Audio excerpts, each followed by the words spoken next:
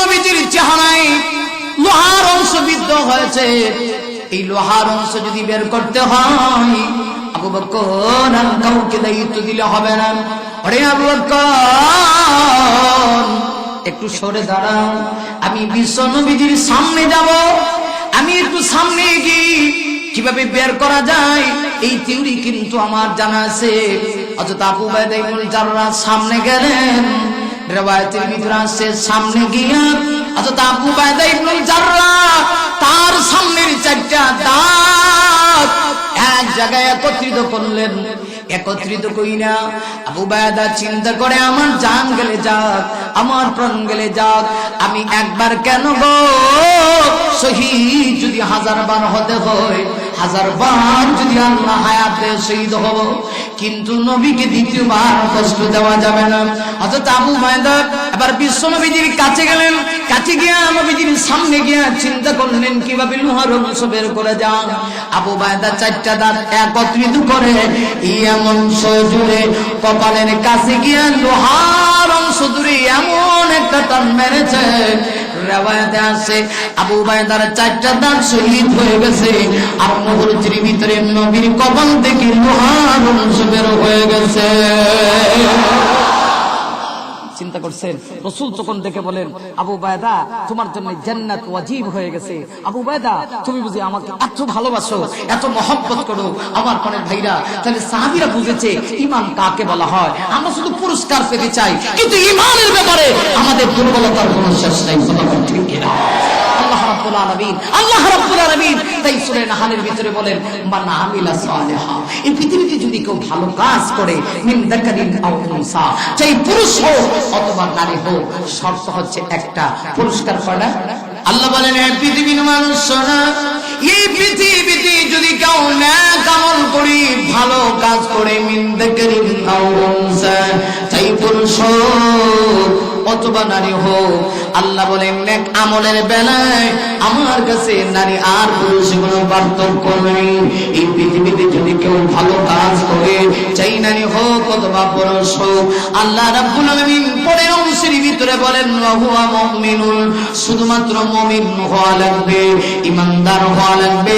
ঈমানদার হইয়া নারী হোক অথবা পুরুষ হোক যদি পৃথিবীতে কেউ নেক আমল করে, আল্লাহ বলেন অবশ্যই এমন ঈমানদার নর এবং নারীকে আমার পক্ষ থেকে 2টা পুরস্কারের পার্সোনালি দেওয়া হবে। আমার ভাইরা একটু মনটা লাগান, গভীর মনোযোগ দিয়ে বোঝার চেষ্টা করেন। আমি আপনাদের কাছে জানতে চাই, বলুন তো দেখি আল্লাহ যে ওয়াদা করে ওয়াদা কি মিস হয়? আরো জোরে। আল্লাহ ওয়াদা মিস করে না। আল্লাহ বলেন ঈমান যদি ঠিক করতে পারো, নেক আমল যদি পাশাপাশি থাকে, শুধুমাত্র ঈমানটা শর্ত লাগিয়ে দিয়েছে আল্লাহ। ঈমান ছাড়া পুরস্কার পাওয়া দূরের কথা, ঈমান যদি না থাকে আল্লাহর কাছে 4 পয়সার কোনো মূল্যায়ন নাই। আর যদি ঈমান থাকে, আরে দুনিয়ার ঈমানদারেরা দুনিয়াতে ঈমান নামক দৌলত নিয়ে যদি তুমি চলতে পারো, কষ্ট করে কিছুদিন তুমি কাটাইবা, শুনে রাখো দুনিয়ার জিন্দেগি চিরকালের জিন্দেগি না, অনন্তকালের জিন্দেগি না। ঈমান নামক দৌলত নিয়ে তুমি দুনিয়াতে কষ্ট করে জিন্দেগি চালাতে পারো, আল্লাহ রাব্বুল আলামিন বলেন অবশ্যই আমি আল্লাহ তোমাদেরকে 2টা পুরস্কার দেব। একটা পুরস্কার হলো দুনিয়াতে, আর একটা পুরস্কার হলো আখিরাতে। সুবহানাল্লাহ। একটা পুরস্কার দুনিয়াতে, আরেকটা পুরস্কার হলো, শুনতে চান না পুরস্কারগুলা কি? শুনতে চান না? আল্লাহ বলেছেন ভালো কাজ যদি করতে হয় পূর্ব শর্ত হলো ঈমান থাকা লাগবে। কারণ ঈমান নাই পুরস্কারও, জোরে বলেন ঈমান নাই পুরস্কারও নাই। এজন্য দেখেছেন সাহাবায়ে কেরামের জিন্দেগি, আল্লাহু আকবার, সাহাবায়ে কেরাম ঈমানের জন্য সব কিছু বিসর্জন করেছেন। কথা ঠিক না বেঠে? ঈমানটা তাদের কাছে সবচেয়ে বড় সম্পদ ছিল। সাহাবীদের কাছে ঈমানের মূল্য ছিল সবচেয়ে বেশি, আল্লাহর ভালোবাসার মূল্য ছিল সবচেয়ে বেশি।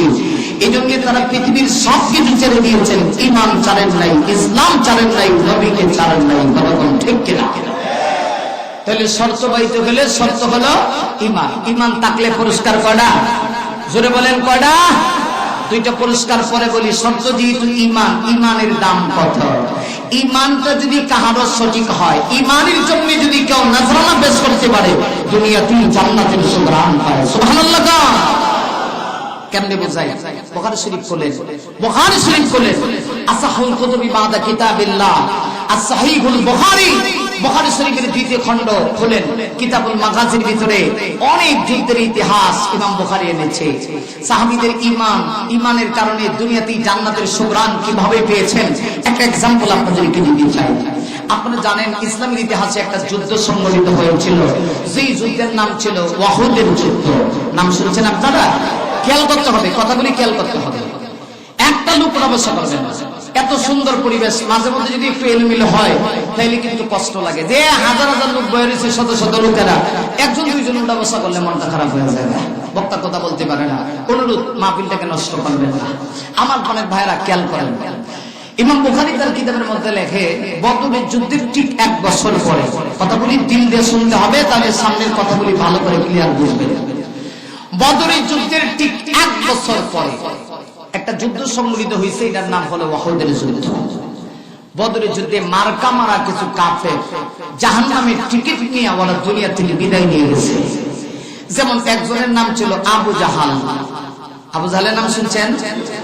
আবু জাহাল সহ তার সঙ্গ পঙ্গ যারা ছিল, এরকম কিছু মার্কা মারা একদম টাটকা কাফের, কট্টর কাফের ইসলাম বিদ্বেষীরা বদরের যুদ্ধে জাহান্নামের টিকিট নিয়ে দুনিয়া থেকে বিদায় নিয়ে গেছে। তো আবু জাহেল সহ তার সঙ্গপঙ্গ কিছু যখন জাহান্নামের টিকিট লয়ে দুনিয়া থেকে বিদায় নিল, বদরের যুদ্ধে তো মুসলমানদের বিজয়, কাফেরদের পরাজয়। তো আবু জাহেল দুনিয়া থেকে চলে যাওয়ার পরেও আবু জাহেলের কিছু চেলা মুন্ডারা দুনিয়াতে ছিল, এখনো কিন্তু আছে। কেমনে কোন? জোরে কোন না, ঠিক কিনা? আসেনি? আবু জাহেল নাই, কিন্তু তার বংশধর কিয়ামত পর্যন্ত। আমার নবী নাই। নবীর যুগে যেমন সাহাবায়ে কেরাম ছিল নবীর উত্তরসূরি, এখনো নবীর কিছু উত্তরসূরিরা কিয়ামত পর্যন্ত আছে। এই হক আর বাতিলের লড়াইটা কোনো নতুন ইতিহাস নয়, বরং পুরান ইতিহাস। কথা বলেন ঠিক কিনা? ভালো করে বুঝতে হবে। আবু জাহেল যখন দুনিয়া থেকে বিদায় নিল, এরা তেলে বেগুনে ঝুলে উঠছে, আমগর নেতারে মেরে লিছে, চাইলে মুহাম্মদ এবং মুহাম্মদের ইসলাম চিরতরে ধ্বংস করে দিতে হবে। এই প্ল্যান নিয়ে বদরের যুদ্ধের ঠিক 1 বছর পরে তারা ওয়াহুদের ময়দানের দিকে রওনা করছে, ইসলাম ধ্বংস করে দিবে, নবীকে দুনিয়া থেকে বিদায় করে দিবে। নবীজি যেই মুহূর্তে খবরটা পেয়েছেন, যেই মুহূর্তে আমার নবীজি খবর পেয়েছেন, সাথে সাথে নবীজি মোকাবেলা করার জন্য সাহাবীদের 1000 বিশিষ্ট একটা জামাত আমার নবীজি তৈরি করেছেন। আরো জোরে কন্যা, কয় হাজার? 1000 বিশিষ্ট সাহাবীদের একটা জামাত আমার নবীজি তৈরি করেছেন। তৈরি করে বিশ্ব নবীজির সাথে সাথে ওহুদের ময়দানের দিকে রওনা করছেন। কথাগুলি খুব মজার, যদি ভালো করে শুনতে পারেন শেষ পর্যন্ত আবেগ ধরে রাখতে পারবেন না। তবে শোনার মন মানসিকতা নিয়ে বসতে হবে। আমি দেখতেছি শয়তান ঢোকার সম্ভাবনা আছে, ইবলিস চতুর্দিকে ঘেরাও করে রয়েছে, কিন্তু সাবধান। কারণ আমরা তো বক্তা মানুষ, মাহফিল দেখলেই বুঝতে পারি কন্ডিশন কোন দিকে যায়। কথা কন না কেন? ঠিক না ঠিক? আমার মনের ভাইরা, বিশ্বনবী সাল্লাল্লাহু আলাইহি ওয়াসাল্লাম 1000 বিশিষ্ট সাহাবীদের একটা জামাত আমার নবীজি তৈরি করলেন। কিন্তু ঘটনাক্রমে দেখা গেল এদের ভিতরে মুনাফিক ছিল 300 জন। মুনাফিক ছিলেন তো? মুনাফিকের সহজ সংজ্ঞা হলো এরা আলেমদের সামনে আসলে বলে এক কথা, পিছে গেলে আরেক কথা। কথা কন? আমরা গাজীপুর অবশ্য নাই, আমার বাড়ি হলো সিলেট, আমরা সিলেটে 2 একজন থাকতে দেয়, আপনার অঞ্চল নাই। কি বলেন, আছে নাকি? আলেমদের সামনে আসলে কথা, পিছে গেলে। আমি নিজে ময়মনসিংহে একদিন ওয়াজ করে, পরের দিন এই সাইডে ওয়াজ, তো সকালবেলা হাঁটতেছে, আমি তো বাচ্চা বেটা, দেখতে কিন্তু আমার ওরকম বক্তব্য লাগে না। দেখলেও মানুষের অনেক জায়গায় গেলে প্রধান বক্তা তাহিরপুরীর আগমন, তাহিরপুরের সামনে যে ছিলেন না, বাচ্চা বেটা কেমনে ছিল দেখতে, তো এরকম লাগে না। তো মাঝে মধ্যে একটু ফাঁকরি টাকরি বানলে মোটামুটি লাগে যে না উনি একজন বক্তা সাহেব। আর যদি ফাঁকরিও না বান্ধি তাহলে তো বোঝা যায় যে মাদ্রাসার এখন তালবা, মাদ্রাসা ছাত্র। কথা বল না কেন? এরকম জীবনে বহুতবার হয়েছে, মাহফিলে গিয়ে বলেছি, আধা ঘন্টা গেছে আমার কেউ জিজ্ঞেসই করে। এরপরে আমি কই ভাই আপনারা প্রধান বক্তা যিনি আমি উনি, ওইটা কি কইলে কথা বুঝেন। তো যাই হোক আমার মনের বাইরা, তো আমি সকালবেলা একটু হোস্টেলের সামনে দিয়ে ঘুরাইতেছি, যেহেতু পরের দিন আবার ওই সাইডে মাহফিল, মাদ্রাসা হুজুর থেকে যান, আগামীকালকে যেহেতু মাহফিল দূর থেকে এসেছেন থাকলে তো ভালো হয়, তো থাকলাম। শাসটুলির দোকানের সামনে দেখেছি, এমনি দেখি মুফতি সাহেবরা, আমাদের দেশে কিন্তু শাসটুলির দোকানে মুফতির অভাব নাই। মাদ্রাসা করে না উনি মুফতি, তো ওনার মাদ্রাসা করার লাগে না, মাদ্রাসা করার লাগে না, তো উনি এমনি মুফতি, গাইবি মুফতি হয়ে যায়, ঠিক কিনা? তো শাসটুলে বয়া দেখা যায় আমার দিকে একদল আছে, দেখবেন মোল্লা দেখলেন না কোষ্টায় মোল্লারা, মানে মোল্লারা একটা গুতা মারে, এতে বোঝা যায় যে মোল্লারা এর একটা মানুষ হইল নাকি, মোল্লাদের কোনো দাম নাই। অথচ দেখা যায় মোল্লা ছাড়া আমরা এক সেকেন্ডও চলতে পারি না। আমাদের সিলেটি অঞ্চলে ভাষায় একটা কথা আছে, যে যারে নিন্দে হে তারে ফিন্দে। মোল্লারে সবসময় সমালোচনা করে, আর সমালোচনা যারা বেশিরভাগ করে এরা কারা কইতাম নি, এরা বেশিরভাগই দেখবেন এরা বউর কাছে দাম হয় না, এরাও ইমাম সাহেবের বিরুদ্ধে লাগে। কথা কন না কেন লাগে, ঠিক না বেঠিক? বউর সামনে গিয়ে কোনো লেকচার দিতে না, দেন কি করবো, সময় কাটা না। মসজিদে গিয়া ইমাম সাহেবের ভুল ধরে, ইমাম সাহেব জোয়ান মানুষ, সপ্তাহে 2 দিন বাড়ি যাওয়ার লাগে, এত বাড়ি দাম নিকাল লেগে যাবে। মানে ইমাম সাহেব কয় চাচা বয়স তো 80 হয়েছে, এখন তার আমার দরকার নাই। কথা কন না কেন, ঠিক কিনা? তো দেখবেন মূল্যরা খুব সহজ পায়, যত সমস্যা সব হুজুর লইয়া। তা আমি দেখি আল্লাহর কসম মিথ্যা বললে, আমি কসম বলি কাফারা দিতে হবে না। আমি দেখি একজন আরেকজন আমার দেখিয়ে কইতেছে খাইছে, চেষ্টা মোল্লা তোলে খাইছে। অথচ আমি তালাশ করে দেখলাম চাউল চুরি, গম চুরি, ডাইল চুরি, আদা চুরি সব ফেরই করে। কথা বল না কেন লাগে, এমনকি টয়লেট চুরি করে, বাথরুম। আমি এক জায়গায় গেছি, আমার তো হুজুর বাথরুমও খাই দিছে। আমি কই বাথরুম কেমনে খায়, বুঝলেন না? কইলাম বাথরুম কেমনে খায়, হুজুর বাথরুমের টেহা খাওয়া, টেহা খাওয়া মানে তো বাথরুম খাওয়া। কথা বল না, ঠিক না বুঝলি? চলে এখন চিন্তা করে দেখ, সব খায় হেরা, কিন্তু দুধ যা আছে সব মোল্লার হুজুর। অথচ মোল্লাবিহীন 1 সেকেন্ডও চলা যায় না। আরে আপনি যখন দুনিয়াতে আসছিলেন আপনার ডান কানে আজান কেটে দিল, কথা না দিল, মূল্য দিল ডান কানে আজান। আবার আপনি যখন নতুন বিবাহের বন্ধনে আবদ্ধ হয়েছেন, মোল্লার খুতবা দিয়ে বিবাহ হয়েছে। আবার আপনি যখন দুনিয়া থেকে চলে যাবেন গা, তখন দেখবেন আপনার সন্তান আপনার কাছে আসে না। এর বাস্তব প্রমাণ হলো আমার দেশে যখন করোনা ভাইরাস চলতেছিল, এখনো করোনা ভাইরাসের আতঙ্ক আছে, তখন দেখা গেছে এমন লোক আছে কোটি কোটি টাকার মালিক, সন্তান পর্যন্ত বাবার লাশের কাছে আসে না। ওই সময় এদেশের মোল্লারা, এদেশের মসজিদের ইমাম আর মুয়াজ্জিনরা তোমাদেরকে দাপন করেছে। এখন মোল্লা দেখতে পারো না, তাই মোল্লার দেশে টাকা তোমাদের কোনো অধিকার নাই। কথা বলো ঠিক না? এখন মোল্লা দেখতে পারো না, অথচ দেশটা মোল্লার দেশ। কথা বল না, দেশটা কার দেশ? মোল্লার দেশ না? কারণ মসজিদে গেলে মোল্লা, রাস্তার দাঁড়িয়ে মোল্লা, অথচ মোল্লা দেখতে পারে না। আমার পরের বাইরা যারা এরকম করেন, বুঝেন মোল্লারাই আপনাদের আপন। আল্লাহর কসম, যতই আমাদেরকে আপনারা যতই আমাদেরকে খারাপ মনে করেন, আর যতই আমাদেরকে নিয়ে ষড়যন্ত্র করেন, কিন্তু আমরা আপনাদেরকে যে মহব্বত করি, পৃথিবীর কেউ আপনাকে সেই মহব্বত করে না। কথা বলেন ঠিক কিনা? তো আপনার তো বেশি মূল্যায়ন করার কথা ছিল মোল্লারে, এখন বেশি সমস্যা হলো হুজুর লইয়া। হুজুর লই বেশি সমস্যা।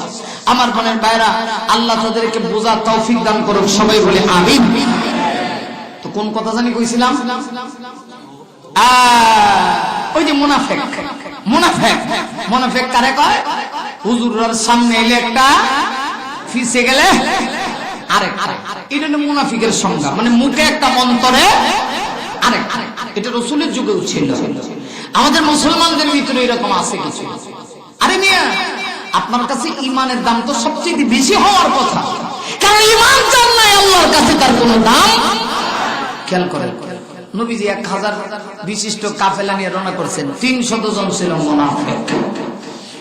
সেই মুহূর্তে উহুদের ময়দানে এখনো যাননি, রাস্তায় গেছেন, পজিশন পয়েন্ট।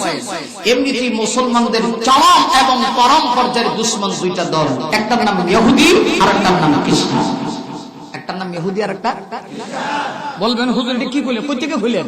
আর এটা আমার কথা না তো, পবিত্র কোরআন শরীফের সূরাতুল মায়েদা খুলেন, আল্লাহ নিজে বলেন, ইয়া আইয়ুহাল্লাযীনা আমানু লা তাত্তাখিযুল ইয়াহুদা ওয়ান নাসারা আউলিয়া।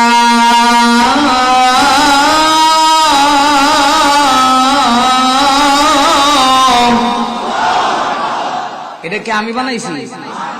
আমি ভুল কইলে উলামায়ে কেরাম আছে, আমরা কানটা ধরবো, কানটা ধরবো, কানে ধরবো।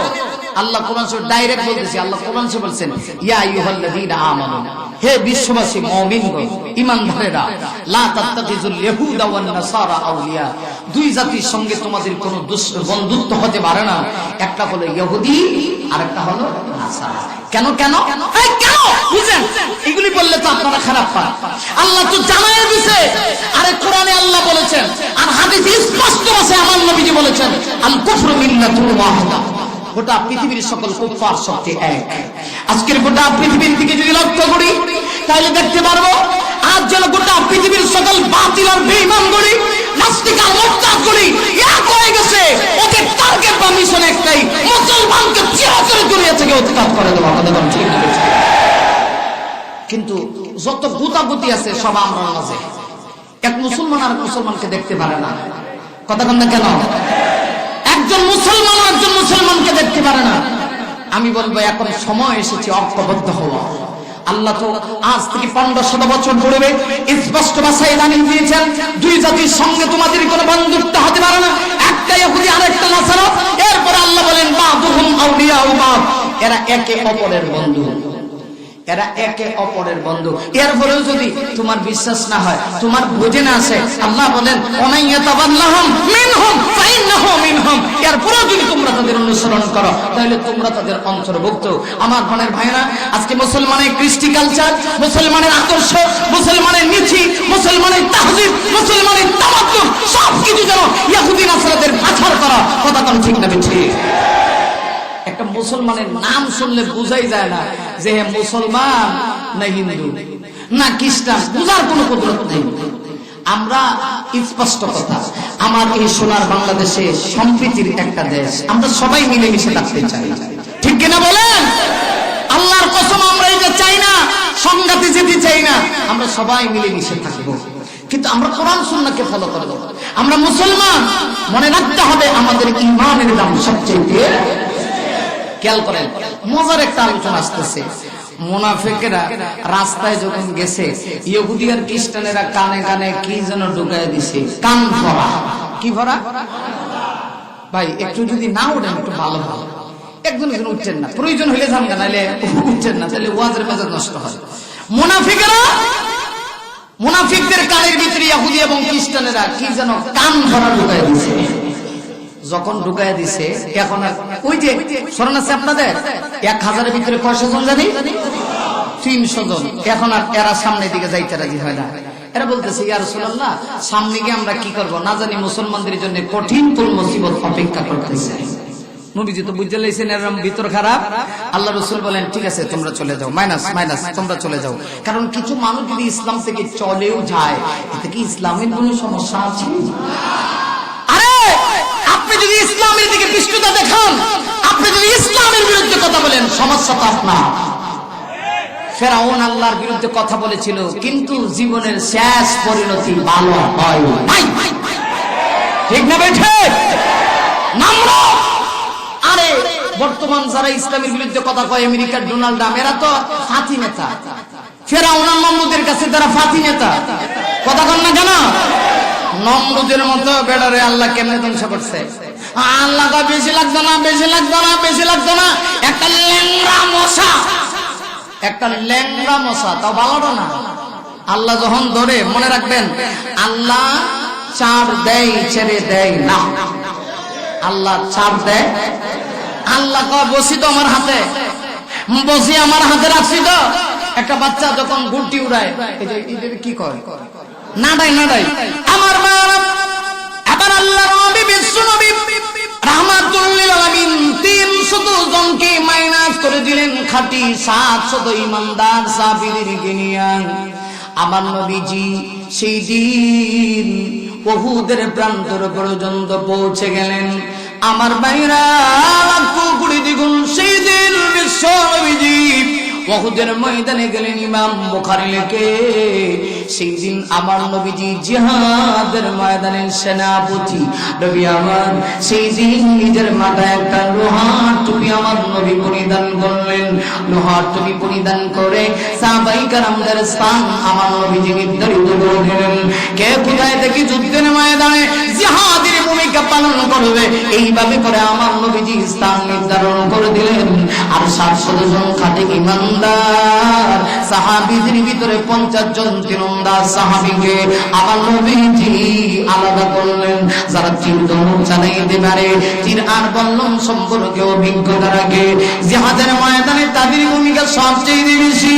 আমার মা এই জন্য বিশ্ব নবীজি 50 জন তীরন্দাজ সাহাবীকে আলাদা করে তাদের কি আরেকটা গুরুত্বপূর্ণ দায়িত্ব দিলেন। দায়িত্বটা কি? নবী আমার জিহাদের ময়দানে তাদেরকে বললেন, ওরে তীরন্দাজ সাহাবীরা শুনো, উহুদের পাদদেশে ছোট্ট একটা গলিপথ আছে রুমা পাহাড়ের চূড়ায়, যে রাস্তা দিয়া যুদ্ধ চলাকালীন অবস্থায় কাফেররা সুযোগ পাইয়া অতর্কিতভাবে হামলা চালানোর সম্ভাবনা আছে। ওরে তীরন্দাজ সাহাবীরা শোনো, তোমরা ওই জায়গায় দাঁড়ায় থাকবা, যুদ্ধ আমরা চালিয়ে যাব। জয় পরাজয় বড় কথা না, মুসলমান আর বেঈমানদের সঙ্গে মোকাবেলা হবে। হয়তোবা আল্লাহর পক্ষ থেকে বিজয়ী থাকলে বিজয় লাভ করব, পরাজিত হইলেও দুঃখের কিছু নেই। আমাদের দায়িত্ব হলো জিহাদের ময়দানে আল্লাহর পথে জিহাদের ময়দানে জিহাদ চালিয়ে যাওয়া। আমার ভাইরা এবার যুদ্ধ আরম্ভ হয়ে গেল। ইমাম বুখারী লেখে প্রাথমিক পর্যায়ে উহুদের ময়দানে মুসলমানেরা বাতিলদেরকে ছিন্ন বিচ্ছিন্ন করে দিয়েছে, পরাজিত করে দিয়েছে। ওরা মাঠ ছেড়ে পলায়ন করতে আছে। জিহাদের ময়দানে কিছুক্ষণের ভিতরেই খবর পৌঁছে গেল মুসলমানদের বিজয় হয়ে গিয়েছে। যেই মুহূর্তে বিজয়ের খবরটা ওই তীরন্দাজ সাহাবায়ে কেরাম যারা রোমা পাহাড়ের চূড়ায় দাঁড়িয়েছিল ওদের কান পর্যন্ত পৌঁছে গিয়েছে।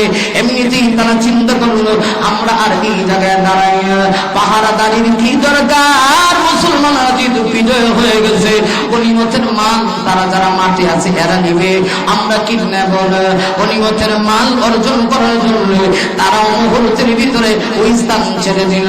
আব্দুল্লাহ ইবনে জুবাইর তাদের আমির ছিলেন। আব্দুল্লাহ ইবনে জুবাইর কি বলে দিয়েছিলেন, আরে আব্দুল্লাহ ইবনে জুবাইর সাবধান, স্থান ছাড়বা না, তোমার নেতৃত্বে তারা থাকবে। আব্দুল্লাহ ইবনে জুবাইর বুঝাইলেন, বোঝানোর পরেও কিছু সংখ্যক সাহাবীরা মানলেন না। তারা বলেন, যেহেতু বিজয় হয়ে গেছে আর এই জায়গায় দাঁড়ায় থেকে লাভ কি? আমরা গনিমতের মালের ব্যাপারে পিছনে থাকবে কেন? এই কথা বলে সাহাবীদের বিশাল একটা কাফেলা ওই স্থান ছেড়ে দিয়েছে। রোমা পাহাড়ের চূড়ার যে জায়গাটা ছিল ছোট্ট সরু পথটা, গলিপথটা এটা পাকা হয়ে গেছে, কাফেররা চাইতে আছে। তখন তাদের ভিতর থেকে একজন ছিলেন, তিনি মুসলমান হন নাই। তার নাম ছিল খালিদ বিন ওয়ালিদ। খালিদ বিন ওয়ালিদ ইসলাম ধর্ম গ্রহণের পূর্বে বিরুদ্ধবাদী ছিল, তার বিরুদ্ধতা আরো বেশি প্রকাশ হয়েছিল। আমার ভাইয়ারা, হযরত খালিদ বিন ওয়ালিদ তিনি বিরুদ্ধবাদী বীর যোদ্ধা ছিলেন। মুসলমানদের হাতে মায়ের খায়া তিনি যখন যাইতেছিলেন তার কাছে এটা ভালো লাগতেছিল না। রাস্তায় যাওয়ার পরে হযরত খালিদ বিন ওয়ালিদ তার সঙ্গী সাথীদেরকে বলতেছে, ওরে আমার সঙ্গী সাথীরা শোনো, মুসলমানদের হাতে মায়ের খাইয়া পরাজিত হইয়া এইভাবে কেমনে যাই? আমার মনে হয় তোমাদের ভিতরে কিছু যদি শক্তিশালী ব্যক্তি দেখে থাকো, কিছু যুবক যদি তৈরি হও, পুনরায় মুসলমানদের উপরে আমরা আক্রমণ চালাবো। কারণ তখন তার অন্তরের ভিতরে ইসলামের মহব্বত ছিল না। হযরত খালিদ বিন ওয়ালিদ যখন এই ভাষণ দিয়েছে, ইমাম বুখারী লেখে কিছুক্ষণের ভিতরে তার সঙ্গে একটা বাহিনী তৈরি হয়ে গেল। কিছু সংখ্যক লোকেরা খালিদ বিন ওয়ালিদকে বলতেছে, চলুন আমরা আপনার পিছনে আসি, ইসলাম ধ্বংস করব, মুহাম্মদকে দুনিয়া থেকে বিদায় করব, চলুন আমরা মুসলমানদের উপরে অতর্কিতভাবে হামলা চালাই, যায় আবার মাটি যায়, অতর্কিত হামলা চালাইলে মুসলমানরা পরাজিত হবে।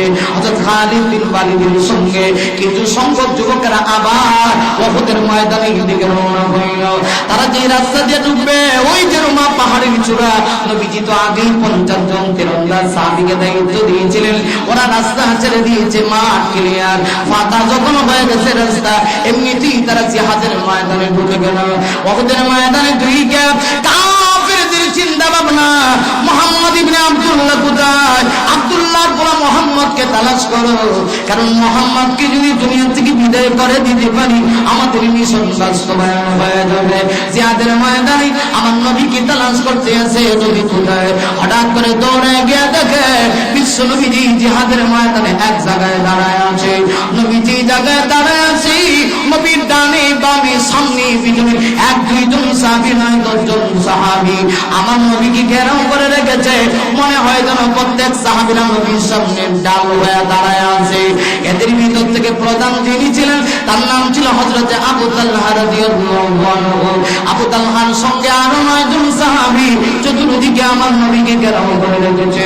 এমনিতেই দুষ্ট কাফেরদের ভিতর থেকে একটা কাফের খালিদ বিন ওয়ালিদকে আওয়াজ দিয়ে ইশারা দিয়ে বুঝায় দেয়, ওই তো মুহাম্মদ দেখা যায়, মুহাম্মদ ইবনে আব্দুল্লাহকে এখনই খতম করার সুযোগ, অতএব মুহাম্মদের উপরে আক্রমণ করো। যেই মুহূর্তে কথা বলেছে সাহাবায়ে কেরাম প্রস্তুত গ্রহণ করলেন। সাহাবায়ে কেরাম তখন ডেকে ডেকে বলে, ওরে কাফেরের দলেরা, আল্লাহর কসম করে বলি জানো না আমরা নবীকে কতটুকু ভালোবাসি, আমরা আমাদের নবীকে কলিজার চাইতে ভালোবাসি। প্রয়োজনে ঈমান দেব, প্রয়োজনে শহীদ হব, প্রয়োজনে শহীদ হইয়া ঈমানের কারণে আল্লাহ তৈরি জান্নাতের মেহমান হয়ে যাব, কিন্তু নবীর গায়ে আঘাত করার জন্য তোমাদেরকে দেব না। এমনিতেই কাফেররা ডেকে বলে, বুঝতে পেরেছি মুহাম্মদ ইবনে আব্দুল্লাহর গায়ে যদি আঘাত করতে হয় সরাসরি আঘাত করা যাবে না, একে একে মুহাম্মদের সাহাবীদেরকে বিদায় করতে হবে। তোমাদের ভিতরে কে আছো সর্বপ্রথম আমাদের সঙ্গে মোকাবেলা করবে? হযরত আবু তালহা রাদিয়াল্লাহু আনহু হাত উঠাইয়া কাফেরদেরকে ডেকে বলেন, ওরে কাফেররা, আমি প্রস্তুত হয়ে গিয়েছি, আসো তোমরা আমার সঙ্গে মোকাবেলা করবে।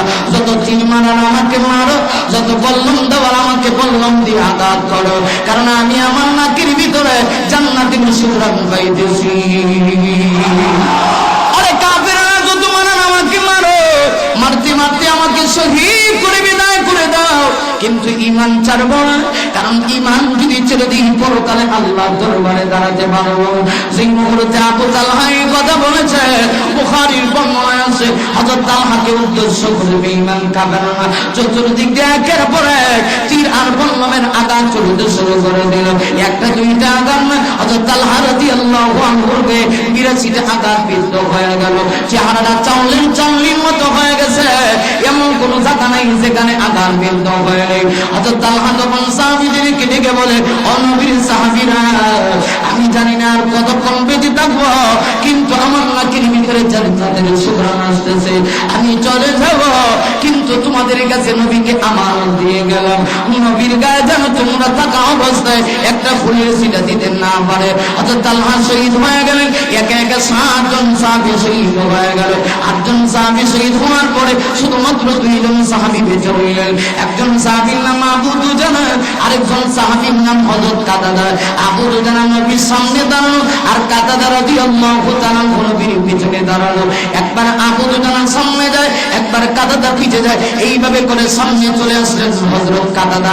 যেই মুহূর্তে সামনে এসে গিয়েছি, কাফেররা টার্গেট করে হযরত কাতাদাকে তীর ছুঁড়তে শুরু করলো।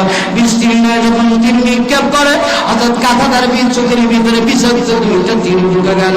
যেই মুহূর্তে ঢুকে গেছে, হযরত কাতাদার 2টা চোখ শহীদ হয়ে জমিনের ভিতরে পড়ে গেছে। আমার নবীজি হাউমাউ করে কান্নায় ভেঙে পড়লেন। নবীজি পর্যন্ত কান্না টিকায় রাখতে পারেন না। রাসূল আমার থেকে বলেন, কাতাদা দাও তোমার 2টা চোখ আমি বিশ্ব নবীর হাতে উঠায় দাও। ওরে কাতাদা, তুমি বুঝি আমাকে এমন ভালোবাসো? বিশ্ব নবীর হাতে যখন কাতাদা 2টা চোখ উঠায় গেল, বিশ্ব নবীর মুখের ভিতরে তার জিহ্বা মুবারক থেকে থুতু মুবারক লেপন করে দিলেন। থুতু মুবারক লেপন করে দেওয়া মাত্রই হযরত কাতাদা বলেন বিশ্ব নবীজি দুইটা চোখ তার নিজের হাত দিয়ে নবীর হাত মোবারক দিয়ে আমার চোখের স্থানে যখন চোখটা লাগায় দিয়েছে আমি কাঁদা তাকায় দেখি মুহূর্তের ভিতরে আমার চোখের পাওয়ার আগের মতো হয়ে গেছে। আমার বাবা কিন্তু আল্লাহর মনসা কিছু মানুষ ইসলামের জন্য জীবন দিতে হবে, কারণ ইসলামের জন্য জীবন না দিলে ইসলাম ঠিকানো যাবে না। অর্থাৎ কাতাদা এবার শহীদ হয়ে গেলেন। এবার শুধুমাত্র বিশ্ব নবীর সামনে একজন সাহাবী আবু দুজানা রাদিয়াল্লাহু আনহু একবার ডানে যায় একবার বামে যায়। কাতাদা ডান দিক থেকে আঘাত করলে অর্থাৎ আবু দুজানা ডাল হয়ে ডান দিকে যায়, বাম দিক থেকে আঘাত করলে ডাল হয়ে বাম দিক দিয়ে দাঁড়ায়, সামনের দিক থেকে আঘাত করলে আবু দুজানার সামনে গিয়ে দাঁড়ায়, পিছন দিক থেকে আঘাত করলে আবু দুজানা পিছন দিক থেকে দাঁড়ায়। এইভাবে ডাল হয়ে দাঁড়ায় দেখায় কখনো হামাগুড়ি দিয়া ঢাল হয়ে বিশ্ব নবীজির আঘাত প্রতিহত করে। কিন্তু হযরত আবু দুজানা বলেন আমি মনে মনে আর বেশিক্ষণ টিকব না। তিনি শহীদ হয়ে গেলেন। যখন শহীদ হয়ে গেছি বিশ্ব নবীজি একা হয়ে গেলেন। আমার নবী যখন একা, এমনিতেই দুষ্ট কাফেররা বলে এই তো আমাদের মিশন বাস্তবায়ন করার সময়, ওরে কাফেররা সুযোগটাকে কাজে লাগাও, মুহাম্মদ ইবনে আব্দুল্লাহকে দুনিয়া থেকে বিদায় করে দাও। যেই মুহূর্তে এই কথা বলেছে এমনিতেই একটা নিষ্ঠুর পাষাণ কাফের, বুখারীর বর্ণনায় আছে নিজের হাতে বিশাল বড় একটা পাথর রয়েছে, পাথরটা উঠাইয়া নিষ্ঠুর পাষাণের মতো বিশ্ব নবীজির মাথা বরাবর মেরে দিয়েছে। যেই মুহূর্তে পাথরটা মারছে আমার নবীজির মাথার লোহার টুপিটা দুই টুকরো হয়ে গেছে। লোহার একটা অংশ বিশ্ব নবীজির কপাল মুবারকে বিদ্ধ হয়ে গিয়েছে। মুহূর্তের ভিতরে আরেকটা কাফের বিশাল বড় একটা পাথর উঠাইয়া পুনরায় বিশ্ব নবীজির মাথা বরাবর মেরে দিল। পাথরটা করে পরে পরে লোহার আরেকটা অংশ বিশ্ব নবীজির চেহারায় যুক্ত হয়ে গেছে। আরেকটা কাফের সুযোগ পাইয়া পুনরায় নবীজির উপরে আবার তৃতীয়বারের মতো যখন পাথর মেরে দিল, পাথরটা করে পরে পরে বিশ্ব নবীজির চারটা দান্দা লোহার শহীদ হয়ে গেছে। আমার নবীজি বেহুশ হয়ে গেছেন। উহুদের ময়দানে আমার নবীজি করতে পড়ে গেলেন। সাহাবীরা নবীকে তালাশ করে পায় না, নবী নাই, মনে হয় নবী দুনিয়া থেকে বিদায় নিয়ে নিয়েছে। আমার বায়না বুখারীর বর্ণনায় এসেছে তখন জামায়াত হলো দুইটা, একটা হলো শয়তান মুনাফিকের স্বরূপ ধারণ করে উহুদের ময়দানে ঘোষণা দিয়েছে কুতিলা মুহাম্মদ সাল্লাল্লাহু আলাইহি ওয়াসাল্লাম, মুহাম্মদ সাল্লাল্লাহু আলাইহি ওয়াসাল্লাম শহীদ হয়ে গেছে। ওরে মুসলমানেরা জিহাদ করে আল্লাহকে, আসো আমরা এক হয়ে যাই, মুসলমান আর কাফেরের মধ্যে কোনো পার্থক্য নেই। এই কথা যখন সাহাবীরা শুনেছে সাহাবায়ে কেরাম বলেন মনে হয়ে গেল আকাশটা ভেঙে আমাদের মাথার উপরে পড়ে গেছে। অথচ মনের মতো সাহাবী সঙ্গে দিল শব্দ দিল মারা সাহাবী হাতের তরবারিটা উঠাইয়া উহুদের ময়দানে ঘোষণা দিয়েছে ওরে কাফেরের দলেরা কেউ তুমি বলবা নবী নাই, আমি ওমরের তরবারির নিচে তোমার দেহটা চলে যাবে। আমার বায়না শুধু তাই নয়, হযরত আলী রাদিয়াল্লাহু আনহু পাগল হয়ে গেছে, উহুদের ময়দানে পাগলের মতো দৌড়ায়। হযরত আলী বলে যতক্ষণ পর্যন্ত বিশ্ব নবীকে তালাশ করে না পাবো আমি আমার জায়গায় ফেরত যাব না। মদিনাতে একটা কান্নার রোল পড়ে গিয়েছে, এমনকি এক আনসারী মহিলা উহুদের ময়দানের দিকে নবী নাই খবর শুনে যখন দৌড়াইতে আরম্ভ করেছে, এক সাহাবীর সঙ্গে সাক্ষাৎ, মহিলা কোথায় যায়? উহুদের ময়দানে যাই। উহুদের ময়দানে গিয়ে লাভ নাই গো, উহুদের ময়দানে তোমার স্বামী শহীদ হয়ে গিয়েছে। মহিলা কোনো জবাব দেয় না, আর সামনের দিকে আগায় আরেকজন সাহাবীর সঙ্গে সাক্ষাৎ, মহিলা কোথায় যায়? উহুদের ময়দানে যায়। উহুদের ময়দানে গিয়ে কোনো লাভ নাই, তোমার ছেলে যে ছিল শহীদ হয়ে গিয়েছে। মহিলা কোনো জবাব দেয় না, আর সামনের দিকে আগায় আরেকজন সাহাবীর সঙ্গে সাক্ষাৎ, আরে মহিলা কোথায় যাও? উহুদের ময়দানে যাই। উহুদের ময়দানে গিয়ে কোনো লাভ নাই, উহুদের ময়দানে তোমার যারা আত্মীয় স্বজন ছিল তারা শহীদ হয়ে গিয়েছে। এমনিতেই মহিলা একটা আওয়াজ দিয়া বলেন সাহাবীরা আল্লাহর কসম করে বলি উহুদের ময়দানে আমার স্বামী বেঁচে আছে কিনা, আমার ছেলে বেঁচে আছে কিনা, আমার আত্মীয় স্বজন বেঁচে আছে কিনা আমি জানতে চাই না গো, আমি জানতে চাই বিশ্ব নবীজির কি অবস্থা। নবীর খবরটা যদি আমাকে একবার দিতে পারো, বিশ্ব নবীর চেহারা যদি আমি একবার দেখতে পারি, আল্লাহর কসম স্বামী হারাইয়া, ছেলে হারাইয়া, আত্মীয় স্বজন হারাইয়া আমার অন্তরের ভিতরে যত ব্যথা ছিল মুহূর্তের ভিতরে সব ব্যথা চলে যাবে। আল্লাহু আল্লাহু আকবার। তো চিন্তা করে দেখে ঈমান কারে কয়, ঈমান কারে কয়, ঈমান কারে কয়। আজকে দুঃখজনক হলো সত্য, মুসলমানের নবীকে নিয়ে ব্যঙ্গ করা হয়, তখন আমরা প্রতিবাদ করলে আমরা মৌলবাদী আর জঙ্গিবাদী হই। ক্লিয়ার ভাষায় বলতে চাই, আমরা বিড়ালের চাচ্ছি না, আমরা সব দিব, ঈমান দিব না, সব দিব, নবীর ভালোবাসা দিব না। কোন প্রয়োজনে নবীর পক্ষে থাকতে গিয়া সাহাবীদের মতো যদি জীবন দিতে হয়, শাহাদাতের নাজারা পেশ করতে হয়, কারা কারা প্রস্তুত আছে জোহার দান দান করে আল্লাহ।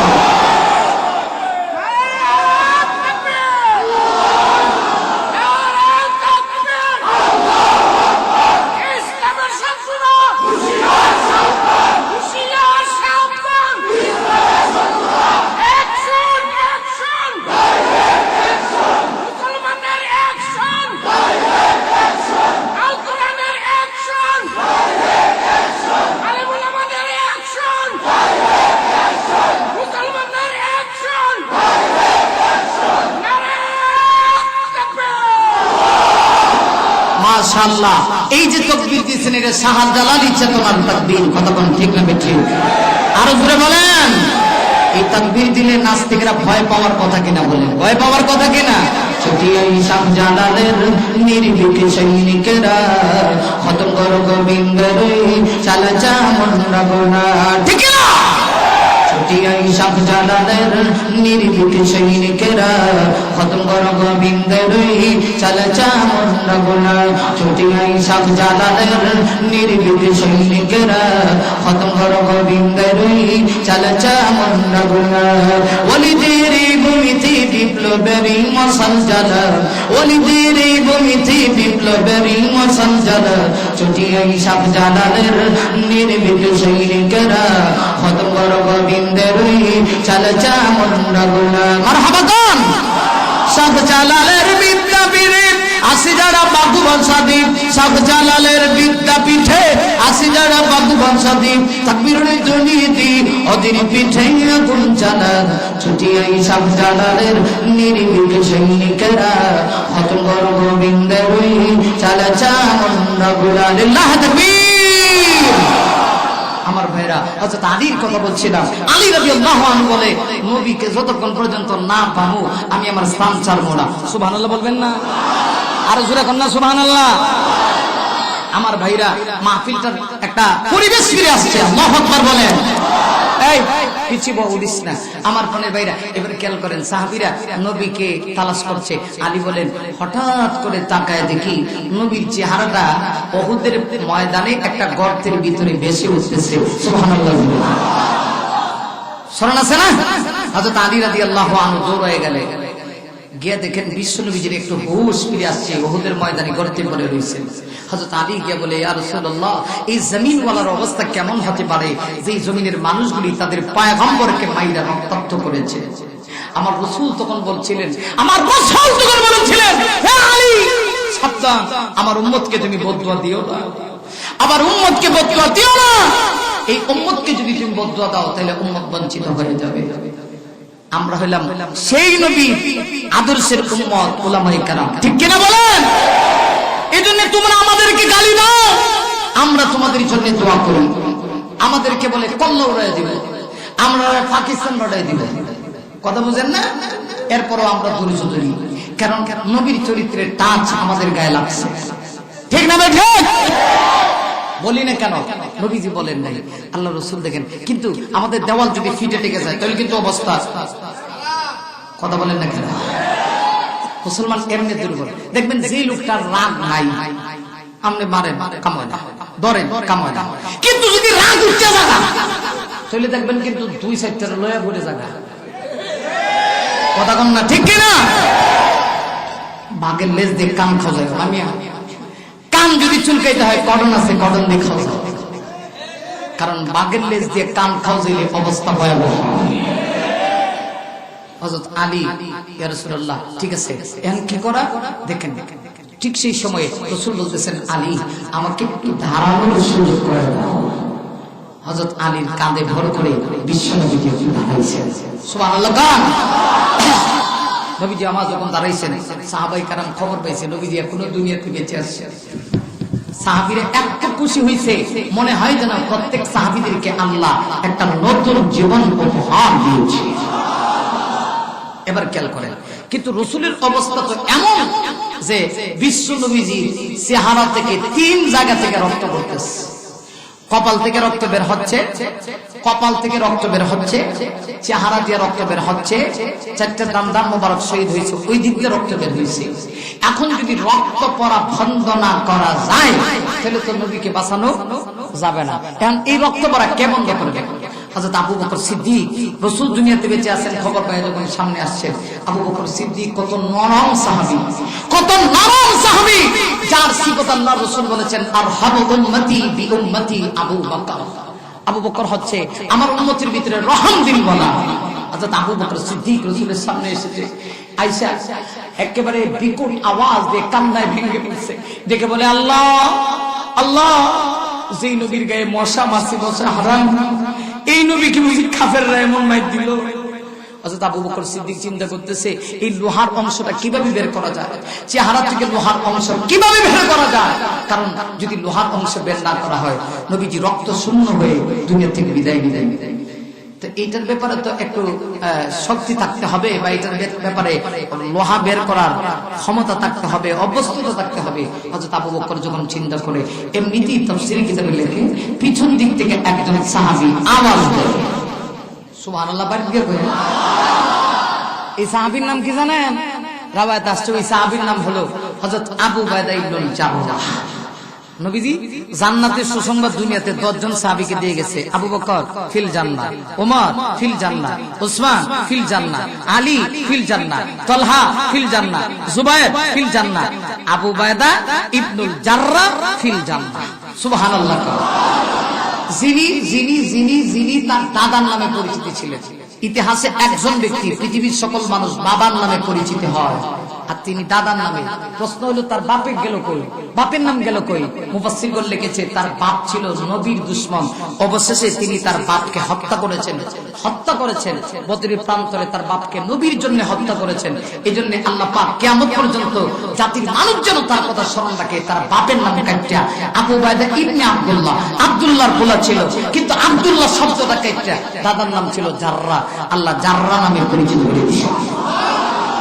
ওই সাহাবী আবু উবাইদা ইবনে জাররাহ পিছন দিক থেকে আওয়াজ দেয়, আবু বকর, আজকে যেভাবে বিশ্ব নবীজির চেহারায় লোহার অংশ বিদ্ধ হয়েছে, এই লোহার অংশ যদি বের করতে হয় আবু বকর আর কাউকে দায়িত্ব দিলে হবে না।